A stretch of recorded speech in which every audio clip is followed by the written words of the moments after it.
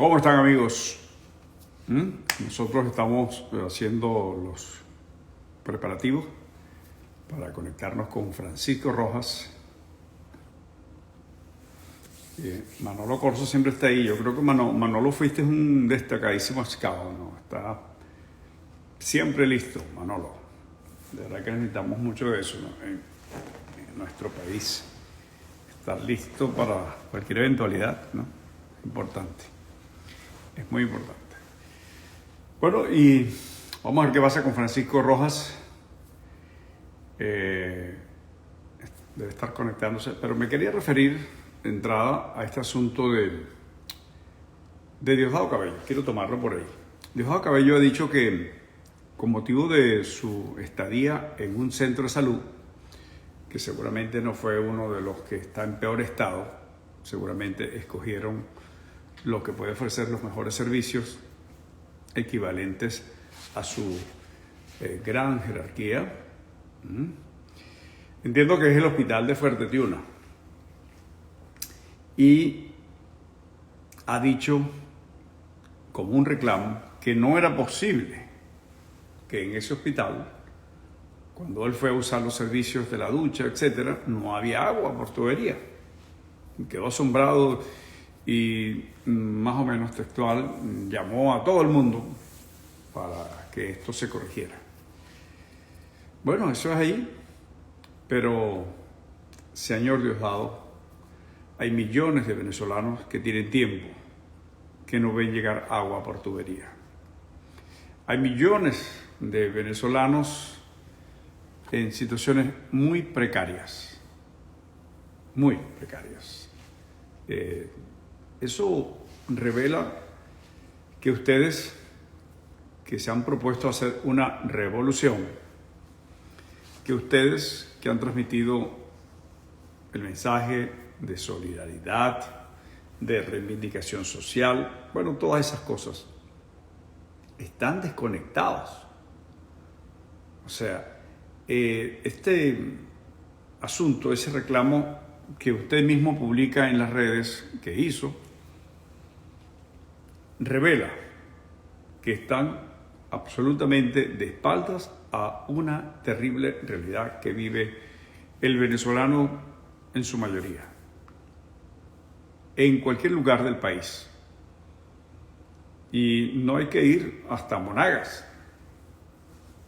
Es mirar un poquito en el entorno, allí en esos cerros caraqueños, en Catia o en Petare, Propatria, todos esos barrios, cerros que se han hecho inaccesibles y convertidos en cotos de aquello que en un momento se llamó zonas de paz. La paz que durante mucho tiempo el fuego de las armas puestas en manos de personas de muy dudosa procedencia, dudosa reputación, pues hicieron uso de ello para muchas cosas que seguramente también podrá alarmarse un día cuando diga que, caramba, eso lo hicieron o eso lo están haciendo, eso está pasando. Está pasando que Venezuela se ha convertido en el país con mayor cantidad de médicos muertos por cantidad de habitantes. Por número de habitantes, Venezuela es hoy el país con mayor número de profesionales de la salud fallecidos. Así, fallecidos por este asunto del coronavirus. No se le ha brindado protección y la gente ha ido, mire, en lo que sí hay que hacer una mea culpas, una revisión, una rectificación. Hay que hacer algo. Y ahí este asunto debería ser de todos. Reconocer a los médicos venezolanos, al sector salud venezolano, su extraordinaria vocación. Porque hay que tener vocación, solidaridad para ir a un hospital sin transporte, para ir a un hospital en bicicleta, a pie, como se ha demostrado, para ir mal pagado, con $10, 20, no sé cuánto cobra un médico ahora en la salud pública. Eso es un asunto que reclama, pero el reconocimiento y la revisión profunda de las causas por las cuales Venezuela se ha colocado en esta terrible situación. Así es que toca a todos, debería tocar a todos la sensibilidad para reclamar que se pongan de acuerdo todos y que se dejen de darle vuelta egoístamente a los asuntos que tienen que ver con la salida o el inicio de una salida. Algunos factores de oposición han ofrecido salidas de cualquier tipo, de esas automáticas, de esas caídas del cielo, venidas de otros lugares, y ha pasado tiempo y no es así.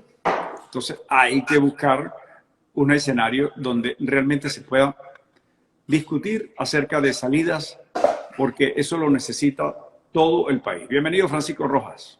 Gracias, Guido. ¿Cómo está todo? ¿Cómo estuvo el fin de semana? Bueno, aquí vamos. Aquí vamos. Aquí esto del COVID no cambia mucho entre lunes, martes, fines de semana, etcétera. Realmente las cosas, y en Venezuela, sobre todo en el estado Zulia, se vivió un apagón enorme. Sí, Terrible el chico. apagón del día de ayer, muchas Y, horas. y- y Aún hay sectores que no tienen electricidad. Imagínate tú. sí, chico. Y te voy a decir una cosa, algo que, que no éramos los zulianos cuando yo estuve viviendo allí, pero que ahora sí, chico. Ayer, durante el apagón, propiciado por Maduro, en vez de la gente recordar a Maduro, como era lógico, empezaron a recordar a su mamá. Yo digo, no, había que recordar a Maduro porque su mamá no tenía nada que ver con eso. Pero la gente comenzó, este, no voy a atender esta llamada porque estamos ocupados. Mira, la gente recordó mucho a la mamá de Maduro ayer.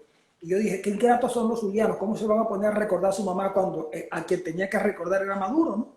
Porque parece ser que el apagón fue muy largo y la gente sufre mucho. Fíjate que a mí me preguntaba alguien hoy en la mañana para un portal de noticias y me hacía una pregunta y me dijo, mira, te voy a llamar como economista. Y yo le dije, no me llames como economista porque yo hace tiempo que dejé de ser economista porque el único economista importante en el Zulia es Omar Prieto. Y me preguntó por qué con esos salarios, valga la redundancia, de hambre que reciben los venezolanos, entre ellos los profesores universitarios, donde tú te cuentas, y con un aumento desproporcionado de los precios de los productos de primera necesidad, la gente no sale a la calle. Y yo de verdad que te confieso que más allá de entender que hay una economía sumergida, más allá de que hay una transferencia oculta del ingreso, y más allá pues de la pasividad del venezolano, no logro comprender porque recordando con así, la gente dice que la lucha el advenimiento de la Revolución Francesa se debió fundamentalmente a una lucha contra el absolutismo de los reyes, del rey. Y no, cuando tú indagas bien, descubres que la gente salió a pelear por el aumento del precio del pan, del vino y de la carne. Y eso fue lo que propició todo un gran movimiento de masa que después condujo, por supuesto, a la caída del rey. Pero en el caso venezolano, algo está ocurriendo porque de verdad yo no me lo puedo explicar. Yo no tengo cifras no hay con las que tú puedas aproximarte. Pero el venezolano debería tener razones suficientes como para discutir. Por ejemplo, alguien me dijo que había mandado a revisar su nevera y el señor que se le iba a revisar le dijo, soy un técnico y cobro $5 por revisarla. Y el profesor universitario le dijo, bueno, revísala. Pero el hombre, el profesor universitario, dueño de la nevera, le pagan $4.5 mensuales por su salario. Y entonces, ¿cómo es que nadie pelea por los salarios de los profesores, de los empleados públicos? En fin, nadie pelea por los salarios. Pareciera ser que alguien está dándoles dinero por debajo. Yo no sé qué es lo que realmente pasa. ¿Cómo está viviendo la gente? Tú que estás muy mejor informado que yo sobre el tema, en esa cosa de cómo vive la gente. Bueno, yo creo que aquí, como hacen los estudiosos de la política, para el desarrollo de un proceso y el desenlace, se evalúan las condiciones objetivas y subjetivas. ¿Sí? Evidentemente, Venezuela vive unas condiciones objetivas como tú sabes, esa a la que tú te refieres, y muchísimas otras. La lista es larga de todos esos temas que tienen que ver con la amenaza a la vida, a la tranquilidad y la pérdida de la calidad de vida del venezolano. Es pérdida del nivel de vida y de la calidad de todo. Entonces, hay una dispersión y seguramente con motivo de justamente de la represión y en estos meses hasta acá el aislamiento que genera la justificación del COVID. No hay combustible, pero hay algo muy importante, es que no hay medios de comunicación. Entonces es probable que en este momento estén ocurriendo algunas cosas. Yo estaba viendo que Guaidó está desarrollando un evento que el que tenga internet lo puede ver, que tenga acceso a las redes sociales podrá enterarse. Pero la gran población no puede. Y yo creo que es injusto decirle a la gente, o reclamarle a la gente, ponerle esa mácula de que, bueno, se están ocupando de estas cosas, de buscar un poquito de agua para sí mismos, están metidos en compartimentos estancos, no les importa lo que pase en su calle, en su comunidad. Yo creo que es injusto. Se está generando esa situación, está agravándose esa situación. Lo que falta son los vasos comunicantes. De lo que se adolece es de una enorme incapacidad para conectarse comunicacionalmente y es sin duda. Mira, nosotros hemos visto, vuelvo al tema, el que tenga acceso a internet, las redes sociales, que hay escaramuzas en estaciones de servicio donde la gente pasa días, ya no son horas, instalados allí con su vehículo, porque ahora nos dimos cuenta que puedes tener el mejor carro del mundo, pero si no tiene combustible, no vale nada. ¿De qué te sirve? Un poco de lata ahí que no se puede mover. Entonces, la gente está peleándose porque se generan tensiones entre los mismos aspirantes a tener gasolina, los usuarios, las autoridades y, por supuesto, los abusos que hay ahí presentes y que ya la gente se desborda. Entonces, en cada uno de esos focos estamos viendo la aproximación justamente a esa crisis. Es ese volcán que está allí moviéndose con esas masas que están en su interior y en algún momento pues, van a hacer erupción. Serían las condiciones, vamos a decir, subjetivas, pero eso también tiene una comilla porque la gente está pensando que necesita que algo pase, que necesita iniciar un proceso. Y justamente es donde está el elemento analizar. ¿Cómo debería actuar la dirigencia del país en la actual coyuntura?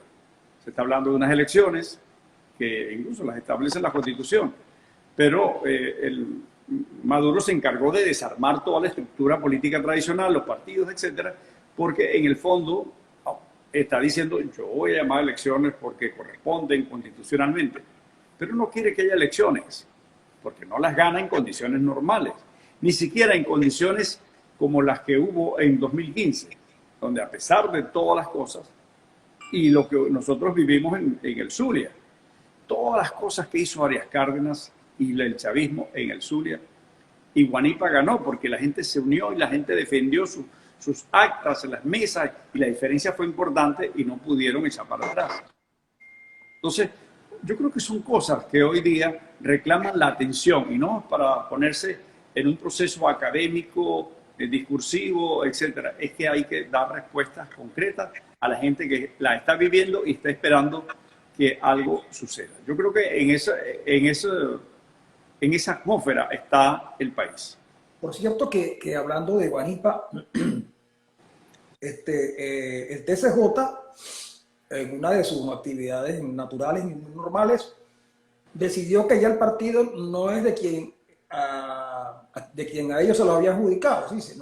Ya no es de Parra y compañía, de Brito, perdón, sino que se lo dio a una junta ad hoc, donde no está la Dirección de Primera Justicia, pero ya no es decir, que esos tipos hacen Es más, me contaron que incluso están pensando en intervenir la Comisión Episcopal Venezolana y nombrar a un sacerdote de apellido Molina, Numa Molino, Numa Molina, mejor conocido como el sacerdote de los trocheros. Pues bien, fíjate tú, una vez que el gobierno y su bufete de abogados, a quien llaman también Tribunal Supremo de Justicia, decidió que la Asamblea Nacional estaba de desacato, un buen día se les ocurrió, tomando como elemento de jurisprudencia las opiniones de un célebre filósofo zuliano de apellido Delgado Cambio. La constituyente es una transición infinita, es decir, que su poder es infinito. Y nombraron una Asamblea Nacional Constituyente con el propósito de hacer una nueva constitución. Pasaron 3 años y el señor Escarrá dijo un día, ya la tenemos casi lista, y otro dijo la tenemos lista, y otro dijo no sé qué cosa. Al final llegamos a estos días del mes de septiembre y alguien dijo la Asamblea Nacional Constituyente se eliminó. Bueno, eran 500 o 600, no sé cuántos, en una elección que hicieron un día, pero no escribieron una letra, no quedó nada. Simplemente ellos usurparon el poder, una parte del poder que tenía la Asamblea Nacional, y se fueron. Ahora me pregunto yo, ¿esos tipos cobraban religiosamente su sueldo mensual? Por lo menos en eso hay un costo. Yo digo, ¿cuánto le costó a la nación tener un mamotreto de ese tipo durante 3 años y que no hiciera absolutamente nada? Y sobre eso no hay explicación, no hay un político que le diga, señor, yo quiero saber cuánto costó la Asamblea Nacional Constituyente. O un político que les diga, mire, nosotros queremos saber esto, esto y esto. Pero de esas cosas no pareciera ser que son, digamos, preocupaciones del venezolano, de los dirigentes venezolanos. Y yo estoy consciente de que los políticos que tenemos en Venezuela son los que hay, no hay otros. Por supuesto, fuera y en el Twitter hay muchos buenos políticos, pero salen a la calle y no concitan ningún tipo de apoyo.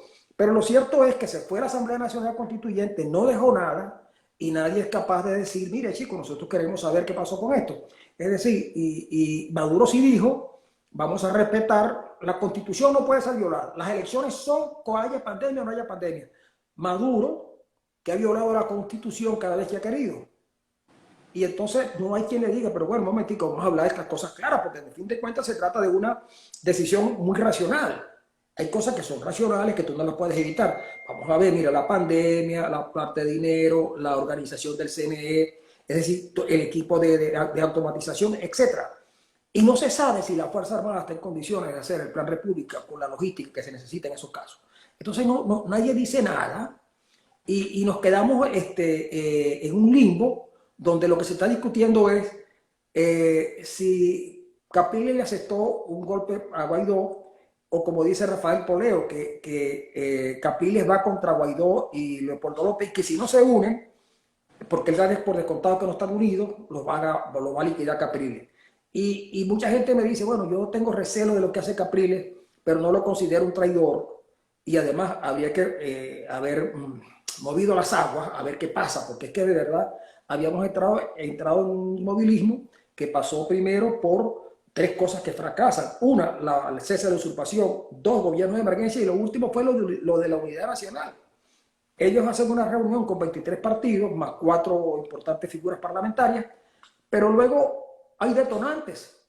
Stalin González, Capriles y otros más, José Guerra y otros más que llegan a una cantidad más o menos apreciable de diputados. Es decir, que la mayoría que pudo elegir a Guaidó prácticamente está resquebrajada, aun cuando Guaidó sigue siendo la figura más importante desde el punto de vista de las encuestas en Venezuela. Pero también ha aumentado mucho su nivel de rechazo. Y entonces alguien me dijo, Francisco, ¿y por qué no llamamos al Chapulín Colorado? Y yo le dije, no, porque Gómez Bolaño se murió y hasta Televisa lo sacó de la programación. Bueno, realmente queda muchas cosas que intrigan, muchas expectativas, hay muchas incógnitas por despejar y no hay tiempo, no hay tanto tiempo como para exquisiteces y los asuntos acerca de los cuales la gente sí tiene apremio que se produzcan. Pero de nada vale, yo estaba viendo algunos vecinos, amigos, bueno, vamos a hacer una carta reclamando a Corpoelec, etcétera. Eso es una reacción natural que sale de las entrañas de alguien que ha pasado horas sin electricidad, con calor, que ve perder los alimentos, y eso es consuetudinario, eso ocurre con frecuencia. Pero todos los caminos conducen a Roma. Sencillamente, el país necesita un cambio político. La única respuesta definitiva que resuelve es de carácter político, de modo que allí es donde creo que hay que apuntar todo el análisis, la presión para que se inicie un proceso que despeje esto. Hay mucha telaraña en el camino y si unas cosas no han funcionado, evidentemente esas cosas hay que obviarlas, buscar nuevos elementos, nuevas formas de abordar la complejísima problemática que vive Venezuela, que no es Cuba, que no es Nicaragua, que no es nada. Venezuela es un asunto muy particular y entonces yo creo que ya ha habido suficiente tiempo como para que los venezolanos aprendan que la solución está fundamentalmente allí, que podemos aspirar a apoyos externos y seguramente los habrá cuando los venezolanos estemos listos para iniciar lo que hace tanta falta, es esa transición, es dar señales claras de que ya hay acuerdo y en los acuerdos sin duda deberá participar y eso resulta ácido, antipático, pero el sector que está controlando factores de poder no lo puedes obviar. ¿Cómo obviar las Fuerzas Armadas? ¿Cómo obviar el chavismo, los disidentes o no, etcétera? Porque allí hay que pelar de nuevo a esto. El COVID no está haciendo excepciones. El COVID está llegando a todo el mundo y esto debería ser la oportunidad para que se produzcan ese tipo de reflexión, de decir, bueno, antes que le toque a mi familia, etcétera, vamos a buscar soluciones para cambiar todo esto y entonces reiniciar, resetear todo y entonces regresarle, que venga el apoyo internacional, etcétera, que vendrá cuando ya el asunto esté despejado. Pero Así fíjate, que yo creo que... fíjate un detalle. Sí. Una de las cosas que más se reclamaba a los opositores venezolanos, y yo creo que con mucha razón, era la necesidad de una necesaria unidad. Unidad que las unidades en esos casos, la unidad en esos casos siempre es electoral. Porque no es posible conciliar visiones diferentes, sobre todo cuando se trata de adelantar un proceso de cambio o de mantener una sociedad. Lo que yo entiendo es como la unidad pasado porque entendieran que electoralmente era posible unirse en búsqueda de soluciones electorales que permitieran avanzar. Pues cada vez que se unieron lograron un relativo éxito, pero no lo supieron administrar porque no es posible que tú lo trates de administrar cuando no tienes un mínimo de objetivo, que es lo que queremos lograr. Capriles ha dicho en un documento que por supuesto es mucho más coherente que lo que había dicho anteriormente, que la derrota en esta oportunidad no es una derrota con la cantidad de curules, sino que es una derrota en función de un proyecto político que va a avanzar mucho más allá. Yo no tengo duda que en Venezuela algo está ocurriendo. El hecho de que Maduro esté interesado en unas elecciones a como dé lugar, denotan más que seguridad, mucha inseguridad. Y por otro lado, tampoco estoy seguro si al interior del partido de Maduro y del propio gobierno hay cambios suficientemente visibles como para que la gente pueda entender que hay posiciones diferentes, pero sí las hay. Fíjate que viendo la lista de los candidatos que Maduro propuso para ser ministro, son tipos de tercera, cuarta línea desconocidos. Y los que sacan del gabinete también los ves y dicen, bueno, pues estos tipos eran ministros, tú no lo sabías. Y eso significa que los ministros que acaba de poner Maduro son ministros de un solo lado. Pareciera que algunos factores internos de mucho poder en el pasado hoy están un poco alejados o sin mucha fuerza. Y la oposición, que debería tener una idea de cómo están las cosas adentro para poder también formular expresiones de carácter táctico, pues no lo hace, no se sabe. Y es tan opaco la información, es tan opaca la información que obtenemos del gobierno como opaca es la que obtenemos del gobierno de Guaidó. Yo hace poco, cuando entraba a hablar contigo, estaba recibiendo la llamada de alguien muy cercano a la política nacional de oposición y voy a tratar de conversar con él ahora, pero no sé exactamente cómo analizar y cómo evaluar plenamente el impacto que la decisión de Capriles ha causado en el seno de la oposición parlamentaria, porque resulta que lo que tú logras ver es expresiones de odio, de revanchismo, de venganza, o cosas como esta, que me pareció una cosa de mal gusto. Grande presidente Guaidó, que él está pagando $100 a la gente. Grande. Lo que vive este muchacho, líder del grupo de la generación 2007, Guevara, grande presidente. Yo dije, es que es verdad que uno no logra entender a estos muchachos. Grande presidente Guaidó. Yo recuerdo que eso se lo decían a Mao y también se lo decían a Chávez para exaltarlo, para alarle un poco de mecate. Y además, porque pareciera ser que Capriles le rompe el juego a algunos que estaban pretendiendo, poquito para allá, un poquito para acá, crear un gobierno interino, un gobierno en el exilio, que ya tiene muchos miembros, que sé que muchos están en gobierno, pero que no cobran nada, que no pueden hacer mayor cosa. Bueno, y el sector de la llamada mesita, Francisco, que hay gente, bueno, que tuvo una respetable actividad política en Venezuela, en la historia, como Fermín, que demostraron ser una especie de jarrones chinos, no fueron útiles en un momento determinado para Maduro, se dio cuenta que no le servían para mucho, en su momento los utilizó y tampoco sirven para la oposición. Así que, bueno, mañana seguiremos conversando sobre estos temas. No, Guido, muchas gracias por atenderme hoy, muchas gracias a ustedes por haber estado pendientes de nosotros. Mañana regresamos seguramente con mucho más información de lo que está pasando en Venezuela y quizás en el mundo. No, y tú estás hoy de día libre, Labor Day, ¿no? Bueno, yo casualmente hoy voy a trabajar. Yo estoy 364 días sin trabajo y este día trabajo. Yo tengo año sabático. Bueno, gracias, Francisco. Tengo año sabático hace 2 años. Dale.